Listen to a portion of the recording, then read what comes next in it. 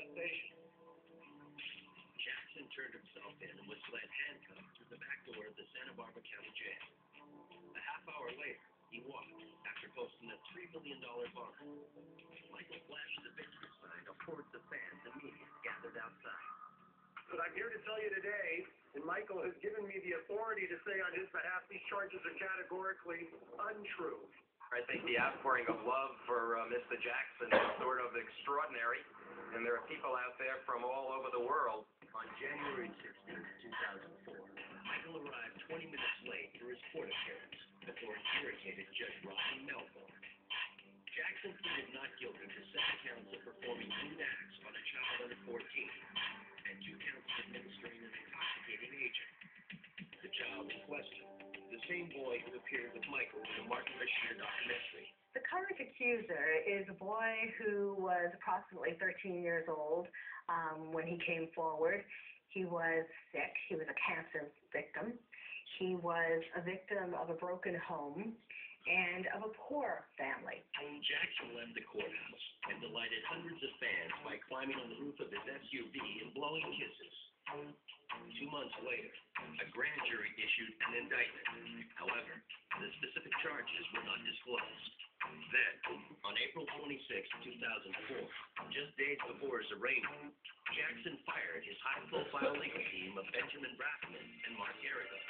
Garagos was involved in the Scott Peterson trial, and so I think Jackson really figured out that he needed somebody who was going to focus on Michael Jackson. Tom Mesereau was representing Robert Blake at the time, and Mesereau was a fantastic attorney. So here comes Jackson and his camp, and they decide to grab Thomas Mesereau. I think it was the smartest thing that Michael Jackson could have done. This case is about one thing only. It's about the innocence and a complete vindication of a wonderful human being named Michael Jackson. On April 30th, Jackson appeared in court again. The grand jury indictment included the original 9 counts, but there was a new charge: conspiracy allegedly involving child abduction, false imprisonment, and extortion. The grand jury added this conspiracy charge, and that's an allegation that Michael Jackson, together with other people, actually kidnapped the family, held them against their will, extorted them into making this videotape that would exonerate Michael Jackson. Jackson pleaded not guilty to all charges. Then in June, Court TV revealed the terms of a confidential settlement Jackson made in 1993 in a lawsuit filed against him. In that case, a 13-year-old boy alleged that he slept in Jackson's bed at Neverland and was repeatedly kissed and fondled by Michael.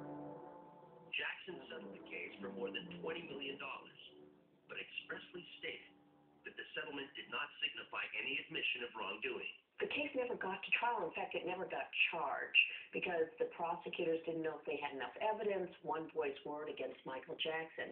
And eventually, Jackson paid off the family. That case got dropped. The timing couldn't have been worse for the embattled lawsuit. According to a spokeswoman for Jackson, whoever released the agreement did so with the intent to influence potential jurors in the current case. A trial date was set for early 2005. Meanwhile, local authorities swooped down again on Neverland.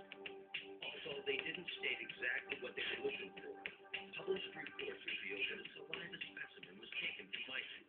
In January, 3 weeks before the start of Jackson's trial, the Smoking Gun website compiled a detailed account of the prosecution's case. The story was based on law enforcement reports, grand jury testimony, and sealed court records. The documents alleged, among other things, that Jackson masturbated his 13-year-old accuser. The Smoking Gun article was all of the prosecution's version of the evidence. You know, going back to the allegations in 1993 and then the allegations now that Michael Jackson had this pornography that he lured the child in, that he was basically keeping the mother at bay, that he flew them all around, and then he quickly got into the good graces of the family and took advantage of the boy. On January 13th, 2005, ABC's Primetime Live laid out the lurid details. Earlier that day, Jackson's lawyer obtained permission from the court to publish a rebuttal. In the last few weeks, a large amount of ugly, malicious information has been released into the media about me. Apparently, Additionally, this information was leaked through transcripts in a grand jury proceeding, where neither my lawyers nor I ever appeared. The information is disgusting and false. Years ago, I allowed a family to visit and spend some time in Neverland. Neverland is my home. I allowed this family into my home because they told me their son was ill with cancer and needed my help. Through the years, I have helped thousands of children who are ill or in distress. These events have caused a nightmare for my family, my children, and me. I never intend to place myself in so vulnerable a position ever again. I love my community, and I have great faith in our justice system. Please keep an open mind and let me have my day in court. I deserve a fair trial like every other American citizen. I will be acquitted and vindicated when the truth is told. Thank you. The timing of that was perfect by the defense to release it on video right before the jurors were called in for jury selection, because that's when it would have the maximum impact. By February 23rd, the 12-member jury will